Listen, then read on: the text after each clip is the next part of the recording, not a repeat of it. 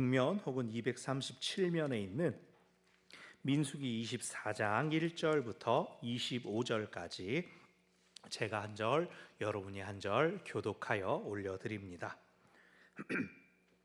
발람이 자기가 이스라엘을 축복하는 것을 여호와께서 선히 여기심을 보고 전과 같이 점수를 쓰지 아니하고 그의 낯을 광야로 향하여 눈을 들어 이스라엘의 그 지파대로 천막 친 것을 보는데 그때에 하나님의 영이 그 위에 임하신지라.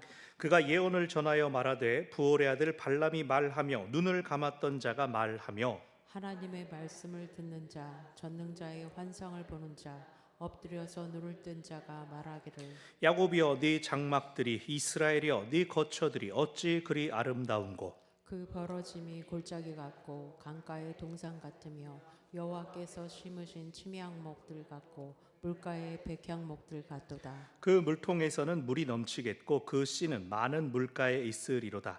그의 왕이 아각보다 높으니 그의 나라가 흥왕하리로다. 하나님이 그를 애굽에서 인도하여 내셨으니 그 힘이 들소와 같도다. 그의 적국을 삼키고 그들의 뼈를 꺾으며 화살로 쏘아 꿰뚫으리로다. 끌어안고 누움이 숫사자와 같고 암사자와도 같으니 일으킬 자 누구이랴. 너를 축복하는 자마다 복을 받을 것이요 너를 저주하는 자마다 저주를 받을지로다. 발락이 발람에게 노하여 손뼉을 치며 말하되 내가 그대를 부른 것은 내 원수를 저주하라는 것이오늘 그대가 이같이 세 번 그들을 축복하였도다. 그러므로 그대는 이제 그대의 곳으로 달아나라. 내가 그대를 높여 심히 존귀하게 하기로 뜻하였더니 여호와께서 그대를 막아 존귀하지 못하게 하셨도다. 발람이 발락에게 이르되 당신이 내게 보낸 사신들에게 내가 말하여 이르지 아니하였나이까. 가령 발락이 그 집에 가득한 은금을 내게 줄지라도 나는 여호와의 말씀을 어기고 선악간에 내 마음대로 행하지 못하고 여호와께서 말씀하신 대로 말하리라 하지 아니하였나이까. 이제 나는 내 백성에게로 돌아가거니와 들으소서. 내가 이 백성이 후일에 당신의 백성에게 어떻게 할지를 당신에게 말하리이다 하고 예언하여 이르기를 부올의 아들 발람이 말하며 눈을 감았던 자가 말하며 하나님의 말씀을 듣는 자가 말하며 지극히 높으신 자의 지식을 아는 자, 전능자의 환상을 보는 자, 엎드러져서 눈을 뜬 자가 말하기를 내가 그를 보아도 이 때의 일이 아니며 내가 그를 바라보아도 가까운 일이 아니로다. 한 별이 야곱에게서 나오며 한 규가 이스라엘에게서 일어나서 모압을 이쪽에서 저쪽까지 쳐서 무찌르고 또 셋의 자식들을 다 멸하리로다. 그의 원수 에돔은 그들의 유산이 되며 그의 원수 세일도 그들의 유산이 되고 그와 동시에 이스라엘은 용감히 행동하리로다. 주권자가 야곱에게서 나서 남은 자들을 그 성읍에서 멸절하리로다 하고 또 아말렉을 바라보며 예언하여 이르기를 아말렉은 민족들의 으뜸이나 그의 종말은 멸망에 이르리로다 하고 또 겐 족속을 바라보며 예언하여 이르기를 네 거처가 견고하고 네 보금자리는 바위에 있도다. 그러나 가인이 쇠약하리니 나중에는 아수르의 포로가 되리로다 하고 또 예언하여 이르기를 슬프다. 하나님이 이 일을 행하시리니 그때의 살 자가 누구이랴.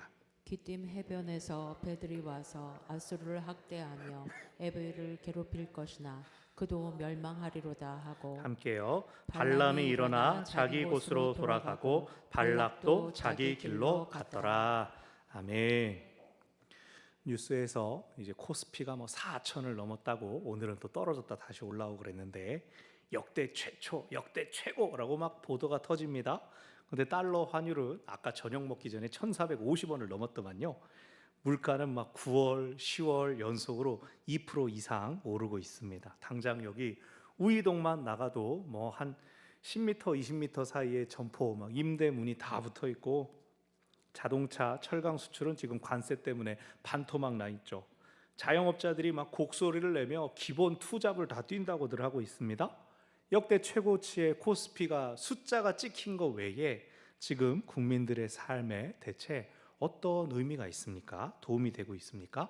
여러분 어느새 뉴스에서 에이펙 이후로 캄보디아 뉴스 안 나오는 거 아십니까? 그때 잡혀간 1,000명 가까이 된다라던 그 청년들 다 돌아왔습니까? 뭐 이렇게 문신만 주렁주렁해서 거기 잡혀있던 60명 정도 데려와서 여기서 다시 구속했네 그랬는데 그 다음에 어떻게 됐는지 또 모릅니다. 사랑하는 여러분, 우리 믿는 사람들은 분별하는 눈을 가지고 세상을 볼 수 있어야 합니다. 많은 사람들이 우 하면서 서로 선동하고 휘둘리는 것에 대해 그걸 경계해야 됩니다.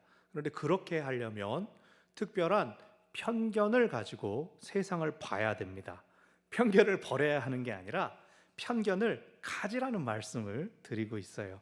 편견, 편향된 견해, 치우친 생각, 관점을 의미합니다.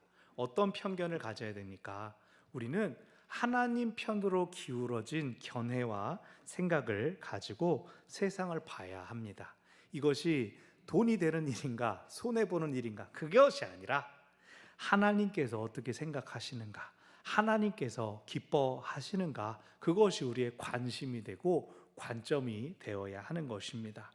자, 이제 오늘 24장까지 해서 22장에서 시작된 발람 이야기가 일단락이 됩니다. 그로 인한 여파가 이제 무엇인지 25장에 나오지만 오늘 본문까지 우리가 더 잘 기억해야 하는 것은 하나님께서는 발람을 어떻게 보고 계시는가? 즉, 이 발락과 발람이 하나님을 어떻게 대하고 있는가를 봐야 합니다. 즉, 이스라엘에게 치우친 편견을 가지고 오늘 본문을 읽어야 합니다. 자, 오늘 본문 내용은 이스라엘을 저주하려는 모압의 세 번째 시도입니다.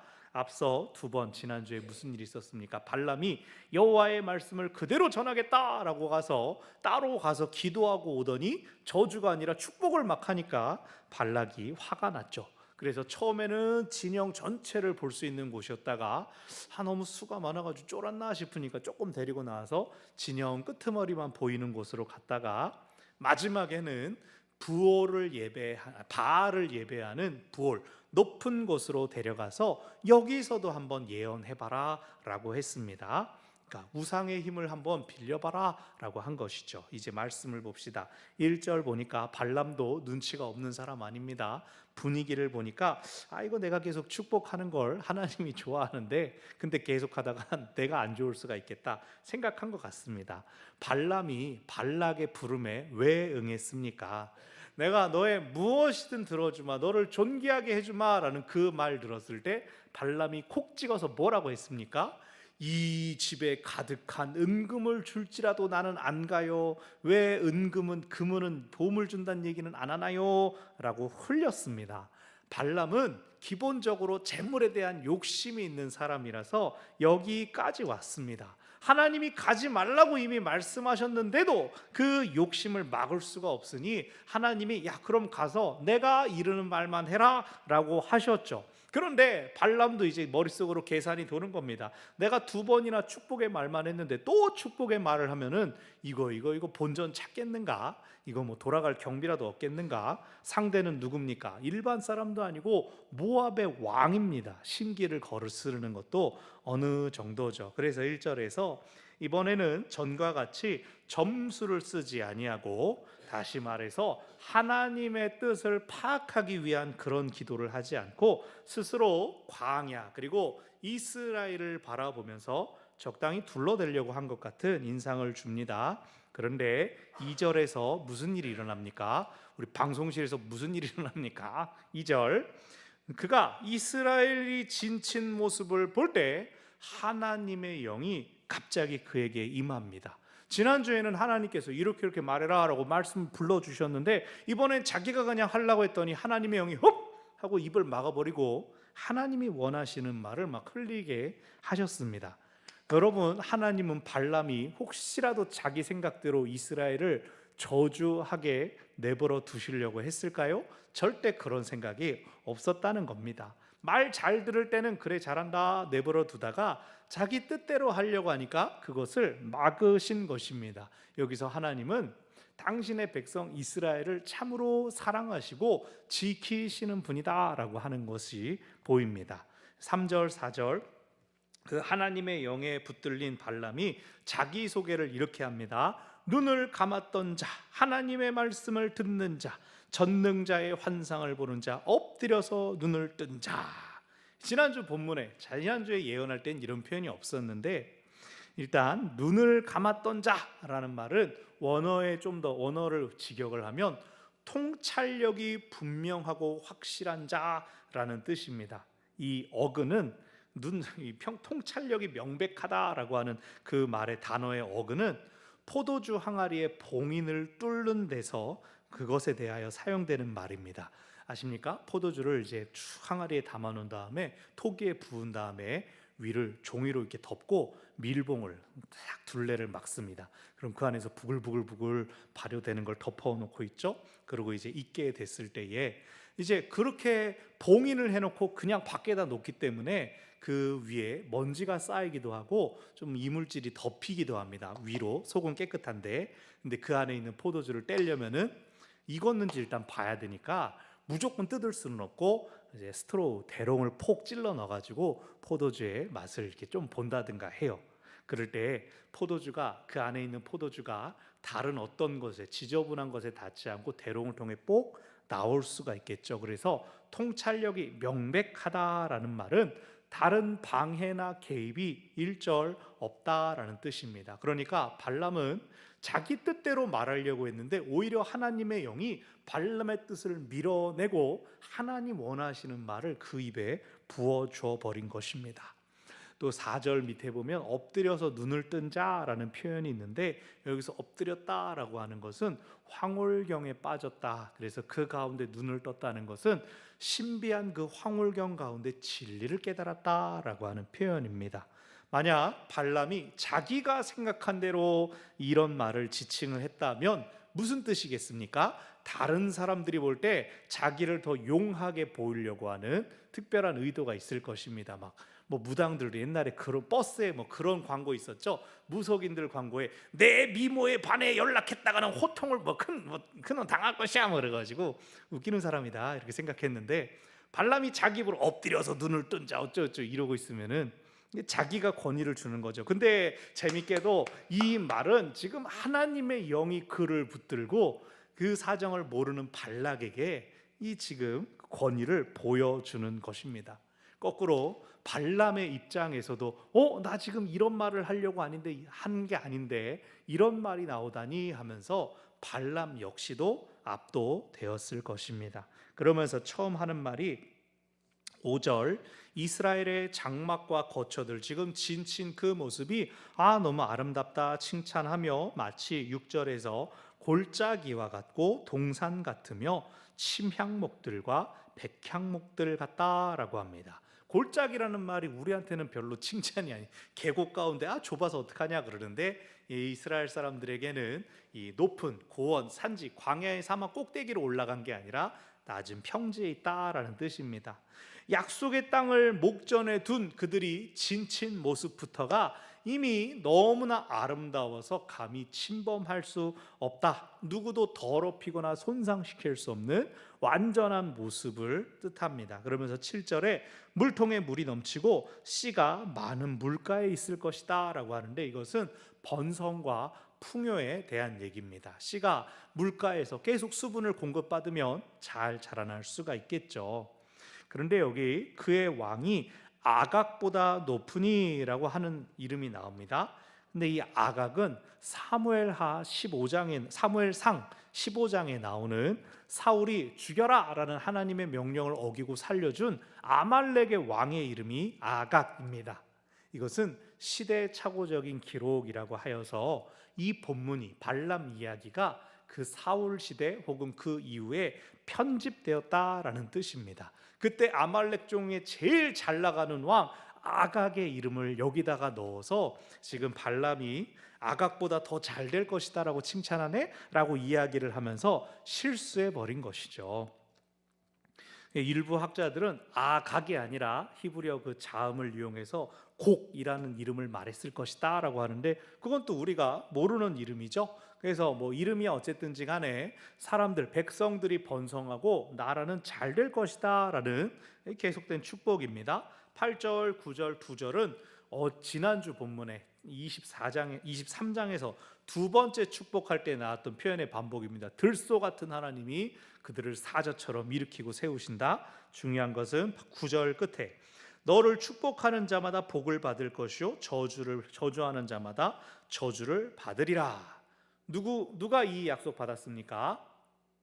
창세기 12장에서 아브라함이 이 복을 받았는데 지금 이 똑같은 하나님의 약속이 성취되고 앞으로도 유효하다라는 것입니다. 그래서 지금 발람에 저주하려고 그랬는데 축복하는 말이 막 펑펑 터져 나왔죠. 사람의 얕은 수와 잔꾀가 도저히 작동하지 않는 것이 오늘 본문에 나타납니다. 발람이 이 발락 왕으로부터 아쉬운 소리를 듣든지 보상을 받지 못하든지 하나님의 관심은 어디에 있다는 겁니까? 이스라엘이 복을 받는 것에만 하나님께서 원하시는 것입니다. 여러분, 이것을 기억하시기를 바랍니다. 하나님의 관심이 어디로 향해 있다고요? 하나님은 우리가 행복하고 즐겁기를 원하신다는 것입니다. 우리 생각에는 아니 돈이 많아야 행복하죠. 건강해야 즐겁죠. 그래야 기쁜 거 아닙니까? 세상의 기준에 내가 못 미친 것처럼 엮여지고 부족하고 연약해도 하나님께 가장 중요한 것은 우리가 하나님과 함께 있음으로 행복한 것이라는 겁니다. 하나님 안에 있는 그 복의 상태를 누리는 것이 하나님 최고의 관심이라는 겁니다. 그래서 내 잔꾀가 통하지 않을 때 깨달아야 됩니다. 아하! 하나님이 지금 이것보다 더 중요한 것을 보게 하시는구나. 도통 내가 원하고 바라는 것이 이루어지지 않을 때 아하! 하나님이 이건 참 행복이 아니라고 하시는구나. 더 좋은 것 주기를 원하시는 하나님의 마음을 깨달으시기 바랍니다. 아멘. 이렇게 발람이 3번이나 이스라엘을 축복하니까 발락이 이제 멈춰 세웁니다. 10절 노하여 손뼉을 치며 말합니다. 우리는 손뼉 치면 뭐 갑자기 브라보 잘 떠 이런 칭찬이 아니라 에이 정신 차려 이렇게 주의를 환기시키는 정도가 아니라 고대 근동에서 손뼉을 친다는 것은 내가 뺨을 때리고 싶은데 손뼉을 친다. 상대를 조롱하고 무시하고 멸시할 때 손뼉을 치는 것이었습니다. 그래서 실제로는 모압 왕이 지금 이스라엘을 저주하라고 불러놨더니 발락이 그 앞에서 막 꽹과리 치면서 축복하고 그러니까 자기가 조롱받고 무시당한 것 같아가지고 화딱지가 났다고 지금 발람에게 돌리는 겁니다. 11절 그대의 곳으로 달아나라 사라져라 꼴보기 싫다 그럽니다. 아니 내가 그대를 높여 존귀하게 하려고 그랬는데 여호와께서 막으시네. 지금 막 빈정빈정 되는 거예요. 하나님이 너 존귀하게 되기를 원하지 않으시나 보다 막 그러면서 자기가 이길 수 없을 것 같아서 못 이길 것 같아서 무당 불러놓고 뜻대로 안 되니까 요 발람을 조롱하고 있습니다. 참으로 하나님께서 하신 말씀이라는 걸 이 왕 자기도 지금 의식하지 않고 있는 거예요. 왜 발람을 불렀습니까? 용한 무당이라고 하니까 그 메소포타미아 지방에 잘 알려진 무당이라고 하니까 불러놨는데 그가 정말로 하나님의 음성 듣고 하나님이 주신 축복의 말씀을 그대로 전했더니 그건 또 듣기 싫다 이겁니다.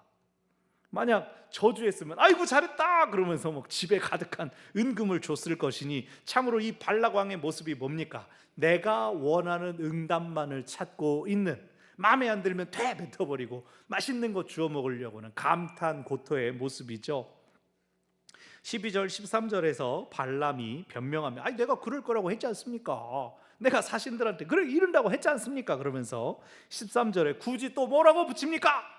그 집에 가득한 은금을 줄지라도 자꾸 이 말을 갖다 덧붙여가지고 나는 요거라고 그러면서 한 번 더 내가 바라는 건 존귀해지는 게 아니라 아이고 그냥 은금을 많이 주더라 이렇게 말하는 겁니다. 그러면서 나 원하는 거 이렇게 말했으니까 라고 하고 이걸 받기 위한 제 값으로 14절 이 백성이 후일 어떻게 할지를 말씀드리겠습니다 라고 하면서 15절 16절 앞에 하나님의 영을 통하여 자신이 수식된 그 말 마음에 들었는지 한 번 더 말하죠. 눈을 감았던 자, 뭐 하나님의 말씀을 듣는 자 그러는데 지극히 높으신 자의 지식을 16절 지극히 높으신 자의 지식을 아는 자라고 하는 말이 추가가 됐습니다. 지금 발람과 발락이 있는 곳이 바알부올입니다. 바알의 높은 곳이라고 하는 지명입니다. 그래서 높은 곳에 있는 게 바알이 아니라 하나님의 지식을 내가 지금 전해주마라는 뜻일 수도 있고 앞서서 아각 왕의 이름이 시대착오적 표현이라고 말씀드렸죠. 그래서 사실 지극히 높으신 하나님이라는 표현은 예루살렘에서 예배할 때, 성전에서 예배할 때 하나님을 부르던 말이었는데, 이것도 역시 후 시대에 편집한 흔적이 남았다라고 보기도 합니다. 그러면서 17절, 내가 그를 봐도 이때의 일도 아니고 가까운 일이 아니다, 즉 미래에 일어날 일을 예언하마라고 하며, 한 별이, 한 규가, 왕을 상징하는 별, 규가 일어날 것이다 라고 하면서 모압을 다 무찌르고 셋의 자식들, 또 원수 에돔을 무찌를 것이다, 유산이 될 것이다, 다 멱세버리고 남겨주는 것이 될 것이다. 19절, 주권자가 야곱에게서 나서 남은 자들을 성읍에서 멸절하리라. 이 구절들은 다윗 왕이 이 주변 모압 에돔들을 정복했던 그 때를 반영하고 있는 것입니다. 말씀드렸죠. 시대착오적인 기록들이 계속 들어가 있는데, 다윗 때의 이 이야기가 다듬어졌구나라는 걸 알 수가 있는 겁니다. 근데 그게 이미 발람 때부터 예언되었다라고 지금 끼어 들어와 있는 겁니다. 모압이 이스라엘을 저주하고 무너뜨리려고 마음을 먹고 그랬지만, 오히려 이스라엘에서 강력한 왕이 일어나서 그들을 치고 정복할 것이다 라는 뜻입니다. 20절에는 아말렉이 나오고 21절에는 겐 족속이라고도 하는 미디안 족속이 나옵니다. 22절에 나오는 가이는 겐 족속의 조상으로 여겨지는데, 그들도 아수르의 포로가 될 것이다 라고 합니다. 이때 아수르가 없는데 아수르가 또 이름이 나왔어요. 23절, 하나님이 이 일을 행하시리니 누가 막을 수도 없고 그 가운데 살아남을 수도 없다. 24절, 기띔 해변에서 온 배들이 아수르를 학대하며 에벨을 괴롭힐 것이다. 그러니까 지금 이 내용은 이스라엘이 주변 영토에 이렇게 다 정복해 버리고, 또 그 가운데 아수르가 그 이스라엘을 비로소 쳐부수고 남부까지 내려올 것인데, 그 아수르조차도 기띔 해변에서 외부로부터 온 세력들에 의해서 무너지게 될 것이다. 바다를 건너오는 자, 이것이 다니엘서나 구약 이후에 구약과 신약 사이 중간기에 발견되는 문헌에서는 로마에 대해서 설명할 때 바다 건너 넘어온 자들이라는 표현을 씁니다. 그러니까 발람의 마지막 예언은 이스라엘의 왕이 세워져서 주변을 정복한다. 그런데 지금 세력이 강한 모든 민족들은 또 아수르에 의해서 망하고, 아수르조차도 시간이 지나면 알지 못하는 세력에 의해서 망할 것이다. 그러니까 이스라엘에 대한 축복으로 시작해서 주변 국가들을 향한 저주의 말, 시간이 흐르면 다 무너지고 삼켜질 것이다, 이렇게 얘기합니다. 그렇게 말하고 25절, 각기 제 길로 헤어졌다라고 나옵니다. 이 지금 발람이 축복한 겁니까? 저주한 겁니까? 약속을 준 겁니까? 뭐 힌트를 준 겁니까? 아리송다리송. 내용으로는 앞에 세 번의 예언과 다를 바가 없습니다. 빈손으로 가게 생겨가지고 이거 하나만 들어보세요 라고 한 말이 이 앞에 말들과 똑같다면 이게 지금 골탕 먹어라 바는 건지, 뭐 기가 엄청 세가지고 막 발라광 앞에서 이것도 한번 들어보시지 그런 것인지. 그런데요, 나중에 보겠지만 31장에 가면 발람의 꾀로 인해 이스라엘이 우상을 섬겼다라고 나옵니다. 그에 상응하는 대가, 은과 금을, 재물을 풍성히 받았겠죠. 그래서 여호수아 13장에 가면 이스라엘이 요단 동편을 정복하는 가운데 발람을 붙잡아 처형했다라는 언급이 나옵니다. 우리가 두 가지를 생각해 볼 수가 있어요. 첫째, 성경에는 기록되지 않은 어떤 조언들을 발락에게 주었을 것이다. 이스라엘이 우상을 잘 섬기게 해보세요라고. 그래서 성경에는 축복만 남겨지고 저주는 일부러 기록하지 않았다라고 생각해 볼 수가 있어요.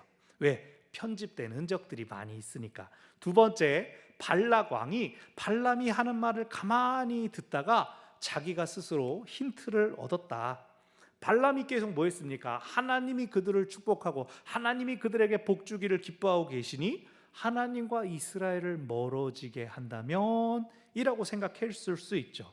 근데 그랬다면 또 이스라엘이 굳이 발람까지 처형할 이유가 있었을까 싶습니다. 그냥 제가 오늘 본문으로 생각하기로는 우리가 하나님의 우리를 향하신 은혜도 다 깨닫지 못하는데 우리를 향한 악한 계획과 음모들 역시 다 모를 수도 있다.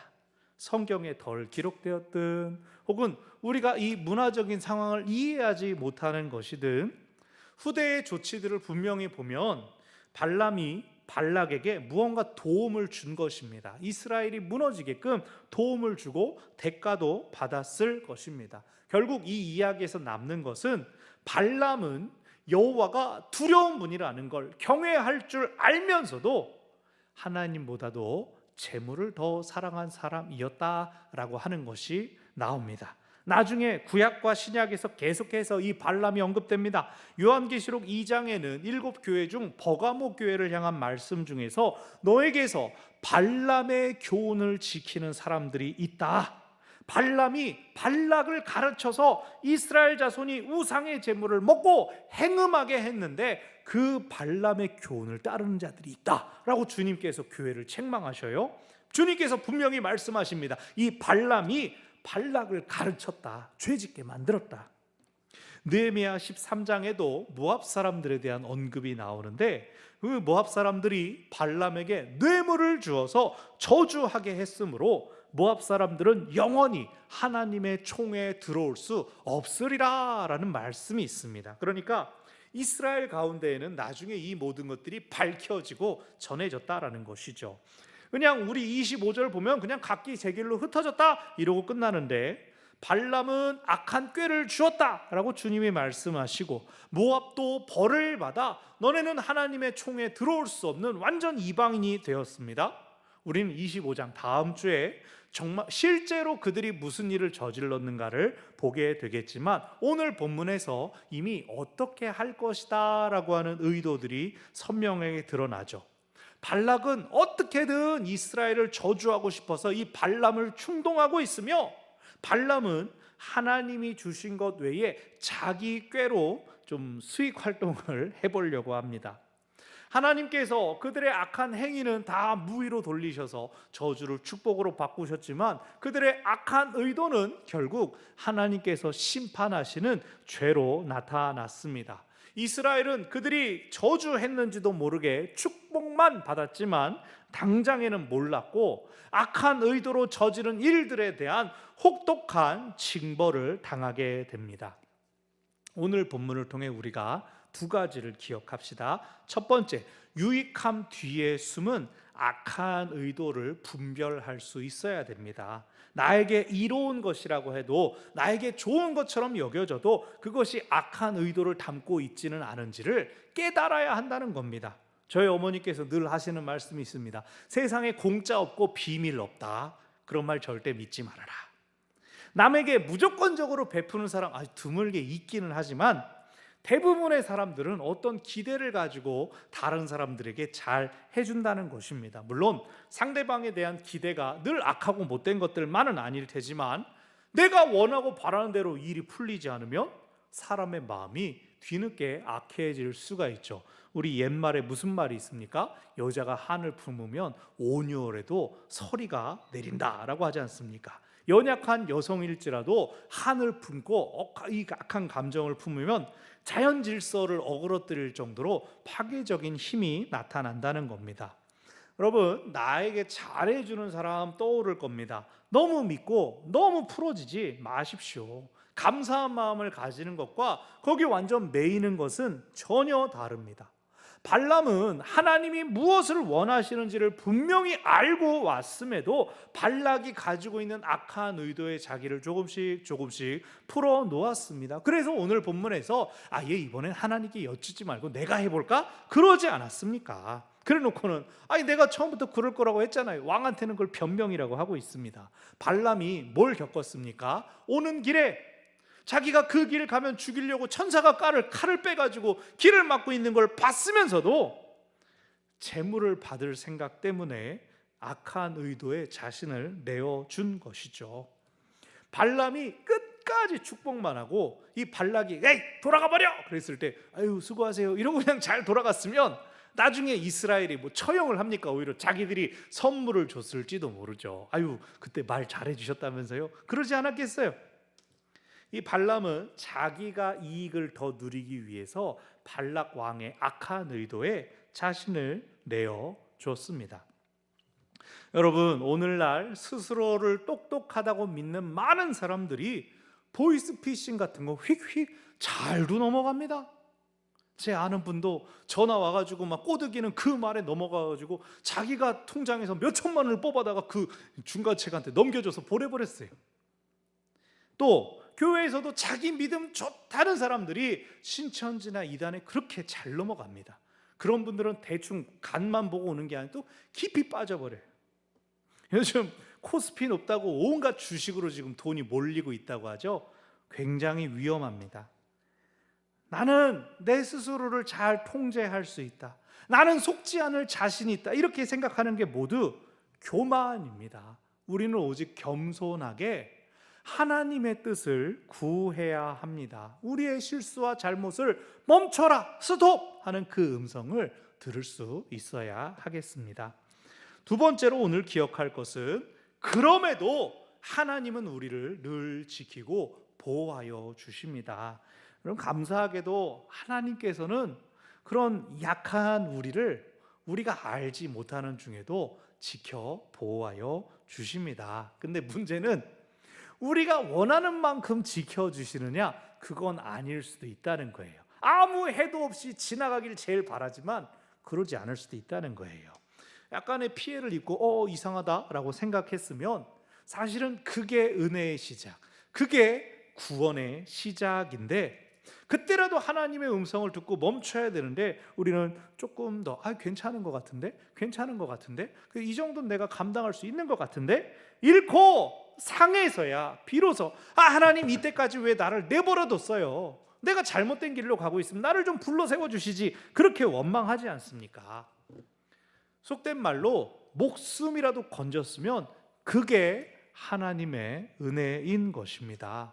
여러분, 누가 태어날 때 이 하나님이 주신 생명에다가 자본금까지 받고 태어난 분 있어요? 태어날 때부터 자기 이름으로 된 전세금 통장이라도 받고 태어나신 분 있으세요? 이 금수저하고 또 다른 의미예요. 태어나면서 얘가 황금 열쇠를 갖고 태어났네, 누가 그러냐고요. 다 숨이나 겨우 붙어가지고 이 땅에 태어나지 않았습니까? 그저 목숨 가지고 태어나서 순간순간 주시는 은혜로 우리 각자가 여기까지 살아온 거 아닙니까? 얼마나 잃고 난 다음에 구원을 받느냐, 내가 얼마나 보존하느냐, 그게 문제가 아니라 하나님의 보호하심을 깨달은 바로 그 순간이 은혜의 순간이라는 것입니다. 그래서 발람이 처형당하는 이야기가 저 멀리 여호수아서에 가서야 나오는 겁니다.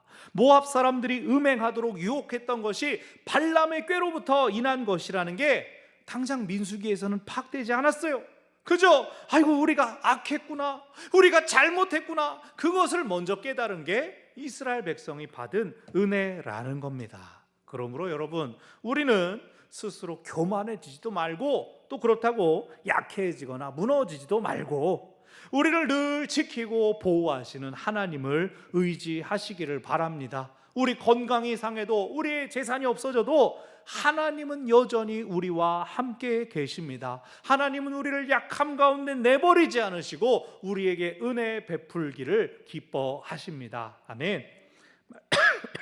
말씀을 정리합니다. 우리가 편견을 가진 사람들이 되기를 바랍니다. 오직 하나님이 원하시는 것, 오직 하나님이 기뻐하시는 것, 그것을 기준으로 삼아서 하나님과 상관없는 것, 하나님께서 싫어하시는 것은 과감하게 버리고, 하나님께서 기뻐하신다면 손해가 되더라도 기꺼이 감당하는 삶, 그것이 바로 이 땅에서 죄 짓지 않고 겸손하게 하나님을 따를 수 있는 비결입니다. 그렇게 하나님을 따르고 순종하는 자를 하나님께서 책임져 주십니다. 그 은혜를 누리는 우리 모두가 되기를 바랍니다. 아멘. 우리 같이 이 시간 찬양하면 좋겠는데요. 원래는 네 번째 찬양을 하고 싶었는데 우리 첫 번째 찬양을